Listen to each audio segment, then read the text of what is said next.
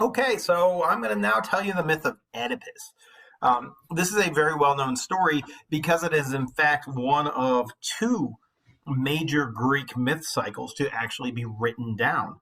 One, of course, is the Odyssey and the Iliad. We're going to read the Odyssey. That's what we're building up to with this mythology unit. The other is the story of Oedipus, which was written down by a guy named Sophocles in a series of plays. The Iliad and the Odyssey were written down in heroic epic, which is epic poetry, which is what we're going to read. But the play of Oedipus and the sequel, Antigone, and third one, Oedipus at Colonus, were written by this guy Sophocles and produced in Athens for yearly contests and won. And it's a really incredibly well-known story, but one that you should be aware of. It's got some classic themes and lessons and all that kind of stuff. So the myth of Oedipus. We're going to start with our map of ancient Greece. This story takes place in Thebes, not Thebes in Egypt, but Thebes in Greece. There's a Thebes in both places. You can see Thebes on the map here, just sort of northwest of Athens. The other place the story takes place is in Corinth down here, so you can sort of see them both. Also, there's a brief trip to Delphi, which is also on the map conveniently. So we'll talk about all that as it comes up. So the story starts out in Thebes with a pair of nobility, Laius and Jocasta. Laius is the king of Thebes and Jocasta is the queen of Thebes. The story actually opens with a very happy moment. They have a child, their first baby. Hey, look, he's so cute. They have not yet named this child yet, but it is tradition in Greek society at that time for kings and queens to invite a prophet, somebody who can see the future, in to produce the prophecy about their child's future. And so the king and queen, Laius and Jocasta, invite this blind prophet, Tiresias. And Tiresias is really important. There's something interesting that happens in a lot of Greek stories.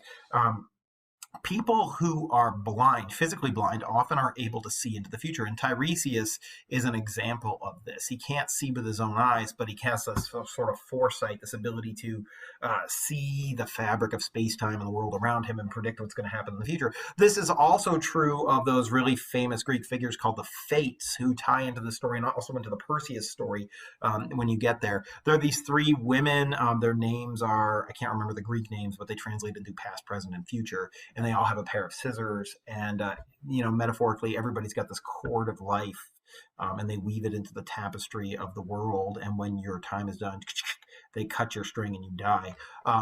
And they know the future. They're all blind. They all share one eye. There's a famous scene in the Hercules movie by Disney that has them included. But the idea here is that they're blind and somehow they're able to see the future. And Tiresias is the same way. So Jocasta and Laius invite Tiresias in to tell the future of their new baby. He's so cute. Life. Tiresias takes one look at the baby and recoils. He's like, ah. And essentially he says, according to the foresight granted to me by the god Apollo, I have determined that this baby is destined to murder his father and marry his mother. Now, of course, they're both like, ah, because, that's awful. This kid is going to kill his dad and marry his mom like that. That's fratricide, killing your father, like the worst kind of murder that there is practically. It's also regicide, killing a king. Both of these things are terribly bad. And then marrying your mom is incest, and that's even worse. And so they don't really know what to do about this situation. They agonize over it. What do we do with our kid? Ultimately, they decide they can't let the child live because he's going to kill his dad and marry his mom. And so they want to kill the baby, but they can't bring themselves to kill the baby. I mean, that's their own child. Killing your child is also a social taboo and terrible. And so they decide to sort of wash their hands of the guilt and leave the child on the side of a mountain to die of exposure. And so they pin the baby's feet together with like a nail and screws, which sounds awful. And then they have a shepherd take him out and leave him on the side of the mountain to die. And that way they don't have to see the death happen. They just know that it happens and they can go about their lives. So they do this. They take the baby and they give him to a shepherd, and the shepherd goes and puts him on the side of the mountain to die. Well, there's a shepherd on the other side of the mountain. Hey, look at him. And he is tending his sheep, and he hears on the wind the sound of a baby crying in distress. And so he goes and he finds a baby lying on the side of the mountain. And he picks the baby up and takes the nail out from between its feet and feels really bad. He is not a subject of Thebes. He is a subject of the city-state that lives on the other side of the mountain, Corinth. And so he knows that the king and queen of Corinth have not been able to have a child. They've been trying for years, and that she is barren. And so he takes this child to the king and queen of Corinth. Their names are Polybus and Merope. Polybus is the king, Merope is the queen, and he gives the child to them as a gift from the gods and tells them the story. They're convinced that the baby is maybe semi-divine, or certainly meant for them by the gods, and they accept the baby and take the baby in. They name the baby Oedipus. Has the root word ped in it, which has to do with foot, bike pedal, podiatrist, all that kind of stuff. It means lame-footed, and the baby is named because it's had a spike put through its feet. Anyway, they adopt the baby and raise it as their own. And so young Oedipus grows up as a prince of Corinth, and he grows into a fine young man. Most notable about him is his incredible intelligence. He's very good at solving puzzles. He's very good at thinking through any problems and coming to a solution. Well, when Oedipus is, like 17, 18, nearing adulthood, he hears, sort of through the grapevine, if you will, he hears, overhears some people saying that he is not his father's son, and that he was adopted. And he's sort of surprised by this, and because it makes him an illegitimate child and not somebody who's legitimately going to be heir to the throne of Corinth. And he goes and he talks to his parents, and he's like, "Hey, am I a legitimate child?" And they're like, "Oh yeah, absolutely. You're not adopted at all. You're 100% legitimate. You're our kid." And they're trying to spare his feelings and make sure that he's a legitimate heir to the throne. He, on the other hand, is not convinced. So he decides to find out the answer. It bothers him. Is he really a legitimate child of Polybus and Merope, or is he not? And so he thinks about it for a long time, and he decides the only place he can go is the oracle at Delphi. You saw that on the map up top too. Delphi, if you don't know, was a place where all of these prophets, blind prophets, who knew the future, lived. And so people could go there and they could ask questions and they would get answers. It's up on a mountaintop. It's also pretty interesting because there's sort of like a hot springs there, and so there's gases that, like volcanic gases, that eke up through the ground. And what actually happened was they had these young priestesses that they would sort of put in these chambers with the gases coming up, and they would become essentially high on the horrible gaseous fumes, and then people would ask them questions and they would answer in these weird ways, but the answers, sort of like horoscopes, would be kind of prophetic. Anyway, Oedipus decides to go here and ask the oracle at Delphi, whether Polybus and Merope are his own parents. And so he does. He goes and he's like, "Hey, am I adopted? Are Polybus and Merope my parents?" And the oracle at Delphi looks at him and doesn't give him the answer he's looking for. The oracle at Delphi is staring at Oedipus and then shudders and is like, "You're destined to kill your father and marry your mother." And that's all she says. And Oedipus is like, right? Now, he thinks that his dad is Polybus and his mom is Merope, and so he has to decide what to do. And so he is having this sort of crisis. I don't want to go back to Corinth, because if I go back to Corinth, I'm going to kill my dad and marry my mom. That's awful. And so he ends up walking away from Delphi and coming to this crossroads where three roads meet. One is the road to Delphi, one goes back to Corinth, and the other goes to a city called Thebes. And he's standing here trying to decide what to do. Do I go back to Corinth and risk this horrible prophecy happening? Or do I leave and try and make my own way and dodge my own fate? And as he's sitting there trying to decide what to do, a chariot comes down the road from Thebes. It's got a bunch of guys with it. The guy in the chariot looks like some sort of a king. It turns out it's Laius. We don't know this, but you'll figure it out pretty quick. And he's going to Delphi. And here's Oedipus standing in the road, and this guy is very rude. He's like, "Get out of the way, peasant, I'm going through." And Oedipus is like, "No, I'm standing here trying to make a decision. Stop pestering me. And so the king's like, move him. And he tells his servants to move Oedipus out of the way. And they come at Oedipus with clubs to beat him. And Oedipus takes a club from one and beats all of them, ends up dragging the old king from his chariot and beating him to death. So Oedipus was attacked and he defended himself, and he kills everybody except for one guy who manages to escape and flee. But he manages to kill everybody, and of course, that's his dad, and so part of the prophecy's already come true.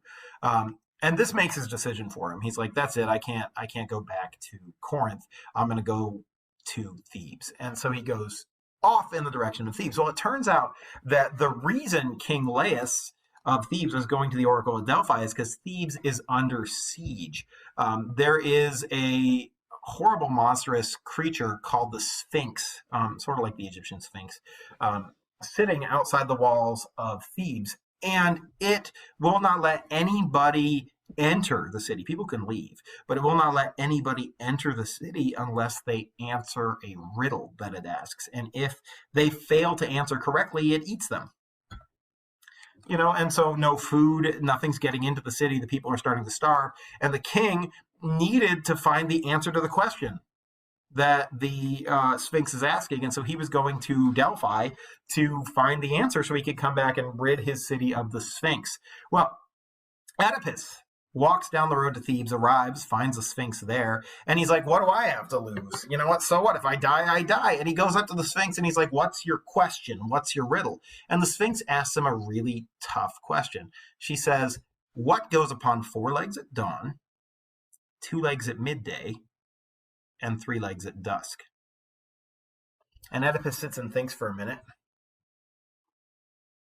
He realizes that dawn, midday, and dusk are metaphors that we're probably talking about a life cycle or a lifespan, and realizes that the answer is man. And so he says, yeah, the answer is man. We crawl on 4 legs when we're babies. We walk on 2 legs when we're healthy adults, and as we get older, we need a stick to lean on, and so we have 3 legs. And this, of course, is the right answer. And the Sphinx is like, and she flings herself off a cliff and dies. And Oedipus has saved the city of Thebes. Well, the city of Thebes is in mourning because it just recently lost its king, and the news came back.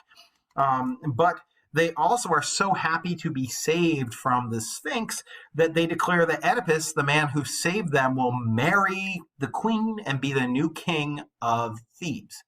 And so he does.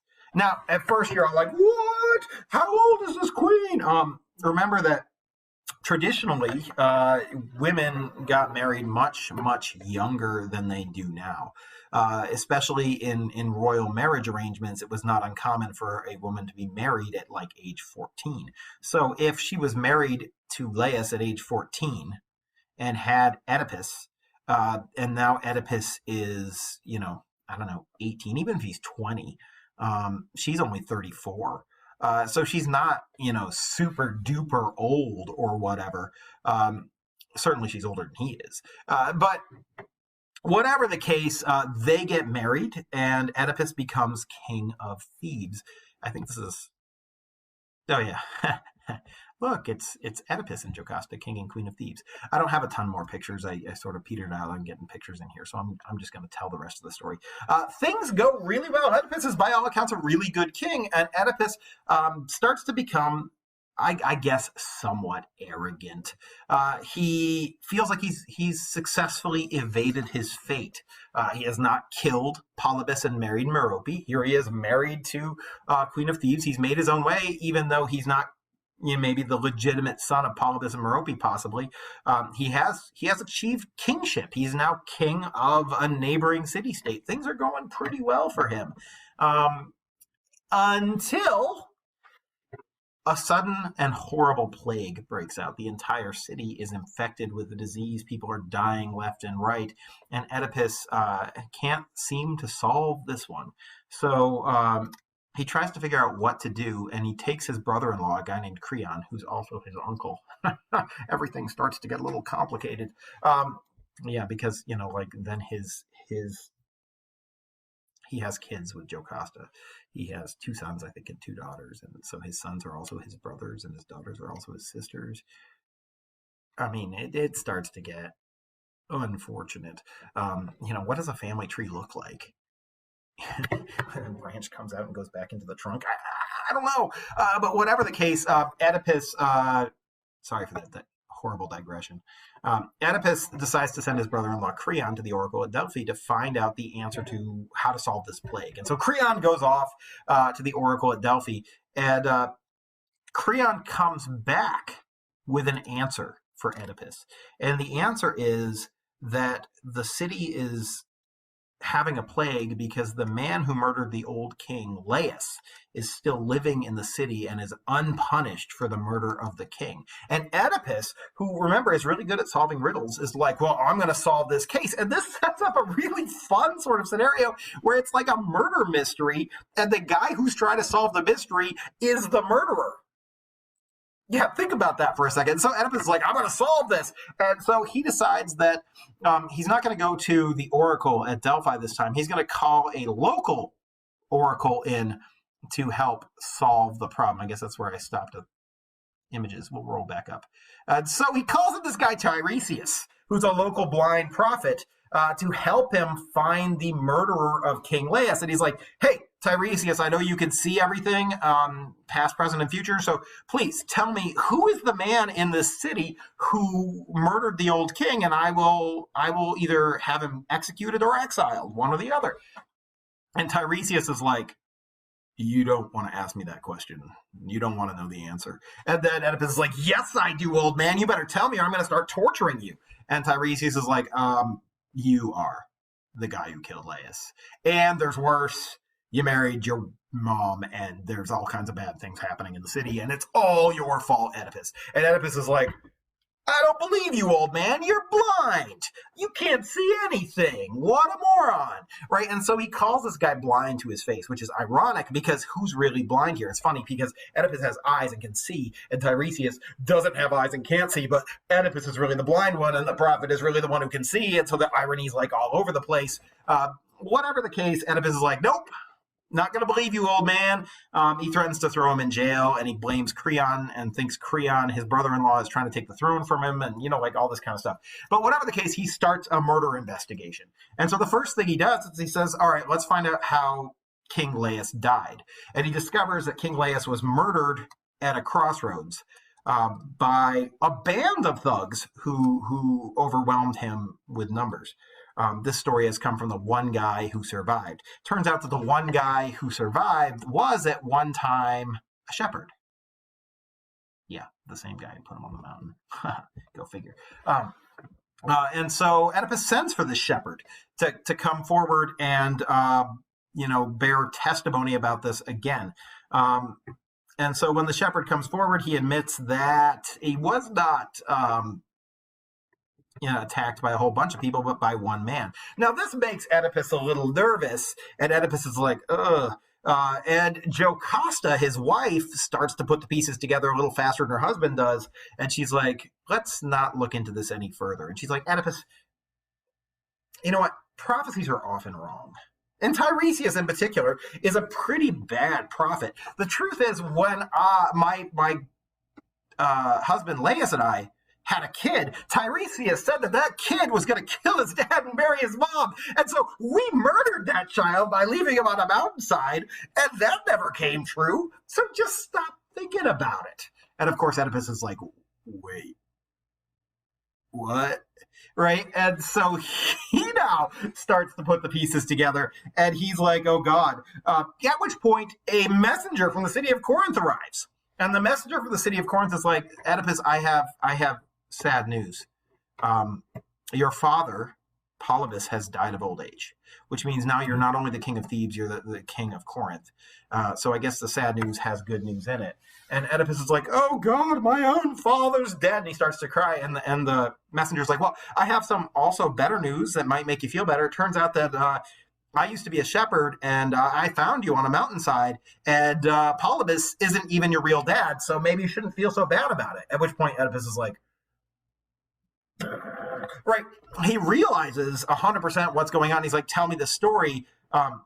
And so now the shepherd is telling him the story about how he found him with the rod through his feet and brought him back. And Jocasta's sitting there listening, and Jocasta's like edging towards the door. And so Jocasta turns and flees off stage as Oedipus hears the rest of the story. And then there's a scream, ah!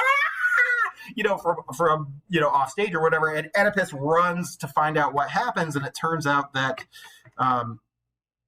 Oedipus's mom, Jocasta, has hung herself in her bedroom and died because she's realized that she has been living in an incestuous relationship with her son, and that her children are also her grandchildren. And oh my God, it's pretty unfortunate, let me tell you. So long story short, Oedipus sees this, realizes how blind he has been and what a horrible life he has been living, and suddenly he feels like he cannot bear to look upon his father or his mother when he dies and sees them in the underworld. And so to prevent him from ever having to look them in the eyes, he takes the pins from his wife mom's cape and gouges out his own eyes with them. And so he's got these bloody empty eye sockets, which of course ties him in with Tiresias, who he called blind. Now that Oedipus can see